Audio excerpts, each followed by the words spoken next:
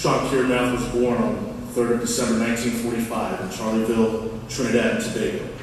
He married his childhood sweetheart, Katie Ali, in 1967 and came to America in 1970 with everything he owned in a cardboard suitcase. He was drafted the same year into the Army, and later, when asked what he thought about getting drafted, he commented that he was ready to serve and die for his newly adopted country. He was very proud to be an American.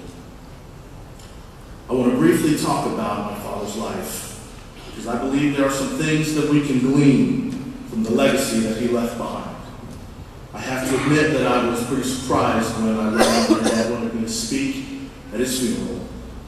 Although I am a minister, we never had that conversation.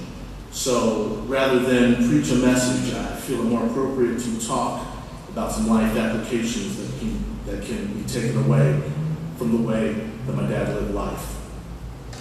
My dad was a great example of humanity at its finest, yes, but even more than that, more specifically, he was a great boss, a great friend, a great mentor, a great golf partner, and what I want to talk about, a great dad. My dad had a great sense of humor, and he was never too serious to laugh at himself. I will never forget the time that we took a trip to South Lake Tahoe, and in fact, I believe my Aunt Julie was there with us. And he sent my mom to the store to get some hairspray because he was out of hairspray.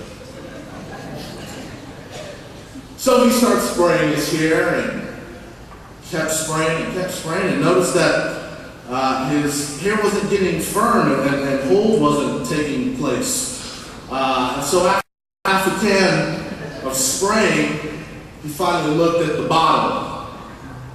Now this was around the time that they had just started putting underarm deodorant in aerosol cans.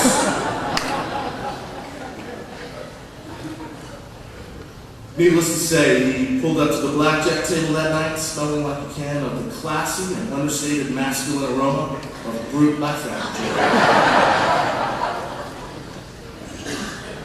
My dad loved jokes so much that it got to the point where I almost had to put his email address in my spam folder because of all the little jokes and anecdotes that he would forward to me. And I believe some of you here are responsible for 4 of it goes to him. But of course, now I will miss those forwards. Growing up, I always thought of my dad as one of the smartest guys that I knew. Every question I ever had as a little kid, he always answered. Anything that I was uncertain of, he would always show me. Any problem, any situation, any circumstance, his words were always the same. Let me show you. Many of you here perhaps have heard those same words spoken to you by him. I'll never forget when he taught me how to field a ground ball was preceded by "let me show you." I remember to this day in front of our house, 781B Sanchez Street, in the Presidio of San Francisco, when he taught me how to throw a football. It was preceded by "let me show you." When I was in the Cub Scouts, any awards, any badges that I received, they were all because my dad showed me how to do something. Even in those times where I didn't ask a question, something that I didn't have need of, my dad would turn it into a teachable moment. I remember my dad had a gray Audi when I was a little kid, and one day, in the comfort of my pajamas, watching Saturday morning cartoons, he asked me, "Glennie, do you know how to change the oil in a car?" "No." "Come on, let me show you." He made every and any request a personal mission to help if he could. Literally all over the islands of Hawaii, the United States, and I would even dare say the world, there are soldiers who can remember how Chief Karamath helped them. If there's one thing that we can take away from my dad's life, it's the helping hand that he extended so often and so freely. In conversation the other day with one of the soldiers of the funeral detail, when we were talking about Dad, he said, "You know, this is actually a loss for the community." And I would agree. Let me show you. Let me help you. This is how you do it. How can I help? Little did he or those close to him know that this penchant to lend a hand would ultimately lead to a self-discovery that in the later years of life would be a main driving force in what brought joy and happiness to my dad. A little known fact about my dad: he was not always a golfer, and it almost seems blasphemous to even say that, but as it happened one day when I was in 7th grade, on my way home from school, I found an old Northwestern 3-wood. I brought it home, and for a couple of days I used it to hit rocks onto the busy street behind our house. And one day my dad found out that I had a club and said, "Let's go to the driving range."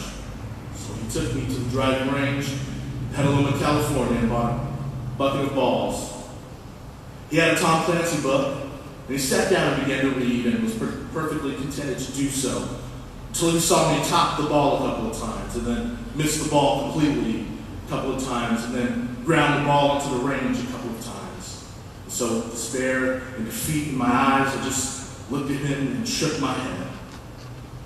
He calmly placed the bookmarker in his book, and with the true patience and gracefulness of a teacher, he took the golf club in his hands, gave it the once over, looked at me and said, "Let me show you." After that, it was a wrap. He bought himself a set of golf clubs next week, and he couldn't keep them off the golf course.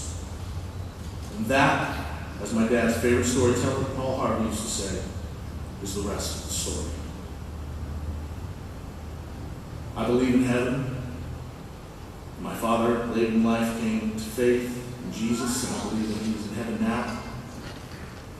You know, the Bible says that heaven's a big place. It says that we'll each have a mansion. When I get there, I probably won't know my way around.